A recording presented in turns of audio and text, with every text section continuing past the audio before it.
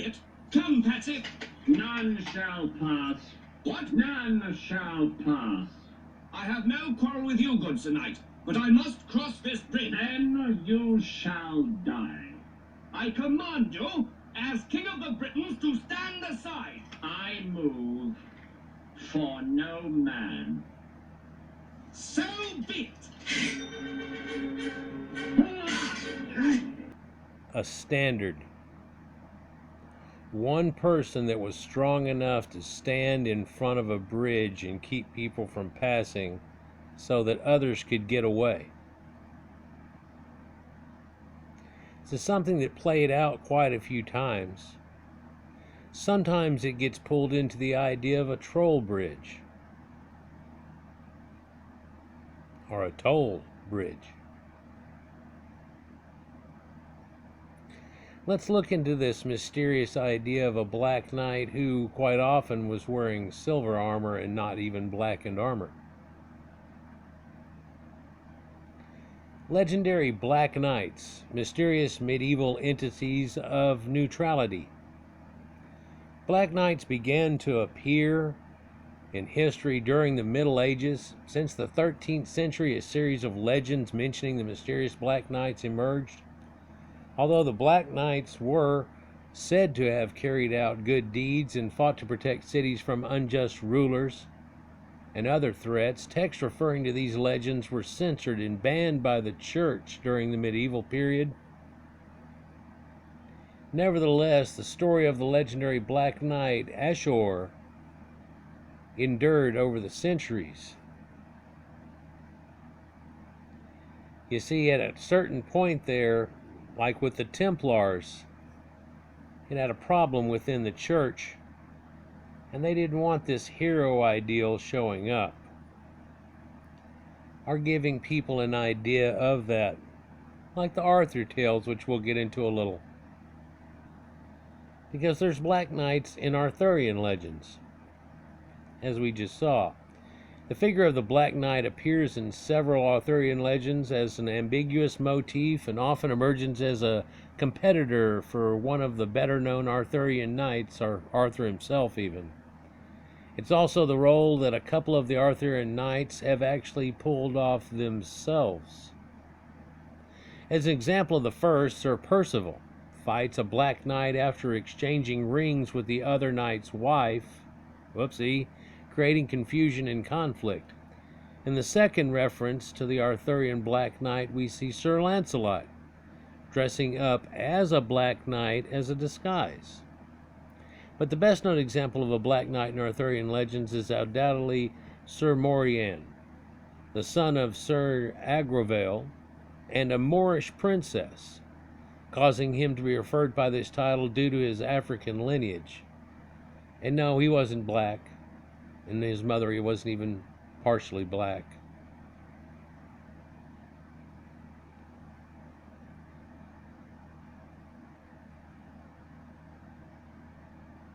So sometimes this chromed ware, which looks like silver, is quite often darker, especially if it's made out of iron or pewter. Or other things can be added into it as an alloy and it will change its color. Also the conditioning of the way that you do it.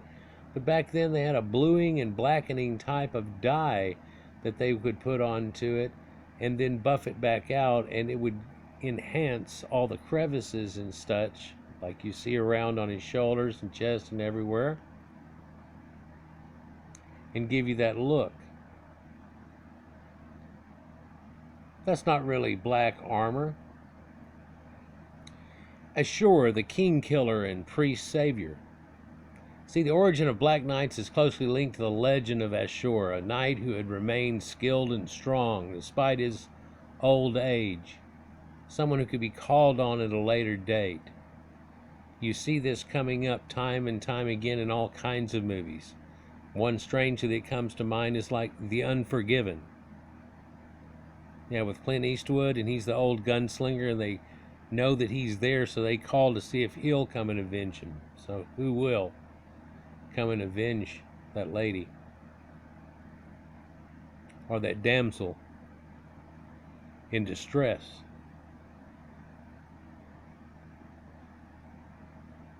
He's one who was specialized in the killing of kings and other nobles, and sometime around the 13th or 14th century there was a king with a powerful enemy, a king of another land who oppressed his people, and desperate to defeat this opponent, the good king sent a message calling Ashur to his court.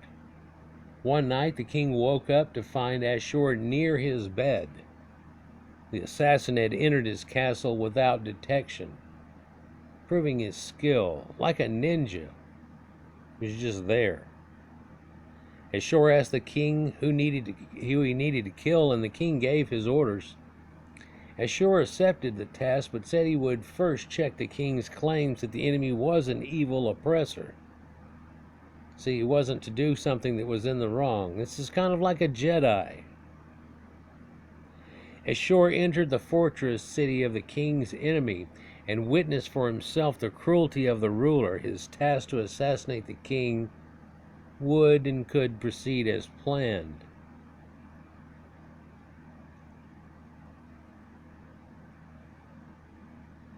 Here's another depiction of a Black Knight concept where the pommel of his greatsword there has actually got a skull on it, but somehow this looks a little bit like the modern video game that they have with the downed over hood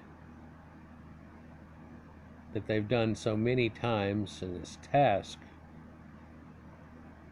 You know, quite often whenever I played D&D, we'd have something like a Black Knight show up. Sometimes it was a person. Sometimes it was one of the major guards for the other guy, and you knew it when you saw him, and it stopped there. And he was going to stop you from chasing them onward to give them room. Other times there was a suit of armor which was totally empty, but it came to life like a golem. But it played the role of the Black Knight. Ashur discovered that an old priest who had once risen up against the cruelty of that evil king was being held prisoner in the dungeon. After fulfilling this order to kill the king, Ashur, who was moved by the priest's story, decided to free him from the prison. He entered the dungeon and found the man in a very bad state. The imprisoned priest was very weak and could barely stand. Unfortunately, the priest proved to be a burden, making it very difficult for Ashur to even escape. While carrying the old man out of the dungeon himself, while fighting his way out, the knight was injured. 'Tis but a scratch, 'tis but a flesh wound. Nevertheless, the two got up on a horse and escaped the city and made for the woods. The longer telling version of this, that horse had a lot more to do with them getting out than not, for there were people awaiting him at next step, next turn, all the way to the gate. But his horse had come through the gate and trampled down 4 men, and knocking down 2 others, stood there and let him get a hold of him and then run back out. Talked a few times about the prowesses of warhorses. The Black Knight had freed the city from its evil king and he had escaped. However, with the people in pursuit, Ashur understood that he could not tend to his wounds. In time, he descended from the horse, telling the priest that he would not slow him down and he must continue. The priest thanked him, gave him his blessing, and left as instructed. The longer story tells you that he came up and told the horse something, and the horse brayed his head back and forth. He told him again, and it turned. Whenever he slapped him on the ass, the horse never looked back. It said that the only thing that could have stopped the horse was that man screaming or a call of a whistle.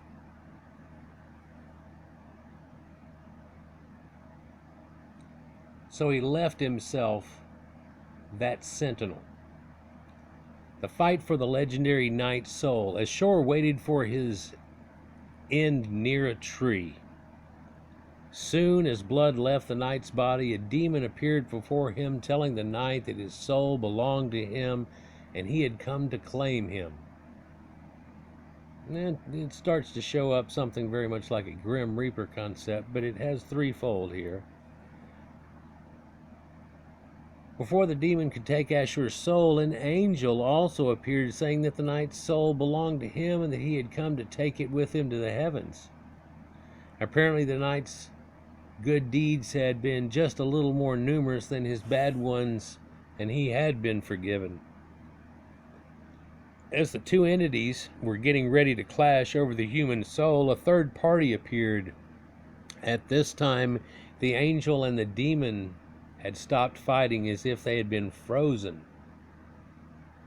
The third entity had no form. In order to be visible, it appeared as a figure in a black cloak. However, nothing could be seen coming out of the cloak. No hands, no feet, no face. This third entity was known as Il Separatio, the separator. The anonymous one, the keeper of universal balance, the one who cannot be named. That's kind of where that comes from. Just like earlier when we were watching the little portion of the Holy Grail in there, and he says to him that I can be stopped by no man. Well, that's taken advantage of in a different way, knowing that folklore by Tolkien in the other movie, isn't it? Il Separatio confronts the Black Knight. Anonymous is the personification of perfect neutrality. He is neither good nor evil. He is true neutral. He is beyond all divisions. Il Separatio spoke and said that the knight had done just as much good as he had done evil. Therefore, neither the angel nor the demon could claim his soul. That it weighed perfectly even and did not go one way or the other. So therefore, he belonged to Il Separatio, or Separatio. At that moment, the angel and the demon disappeared, and Anonymous turned to the knight.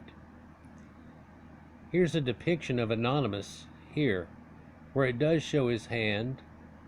It's got a pin in it, and it shows his feet, but there's no one behind the hood.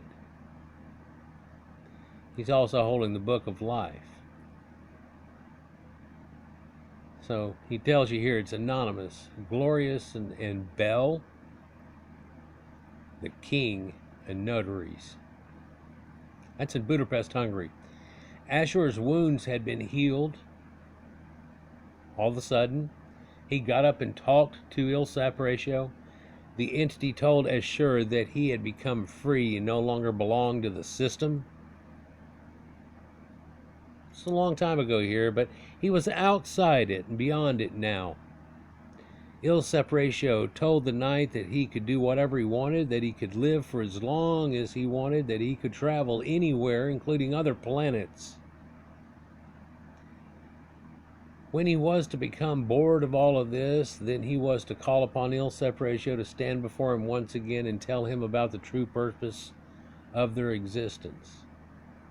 Something like this can be seen in the Harry Potter novels, where they have the idea of the brothers, and the one finally at the end has had enough and he just gives in. Ashur was told that as he was no longer part of the system, his actions no longer mattered for the world. Should he do good deeds, others would do bad deeds, and the universe balance would still remain unchanged. Should he do bad deeds, others would follow it with good deeds, and again the balance of the universe would still remain the same. According to legend, Il Separatio disappeared once he finished his explanation back. While the knight Ashur still lives among humans today, it is said that he had chosen to do good deeds as a Black Knight, even though his actions no longer mattered for the world.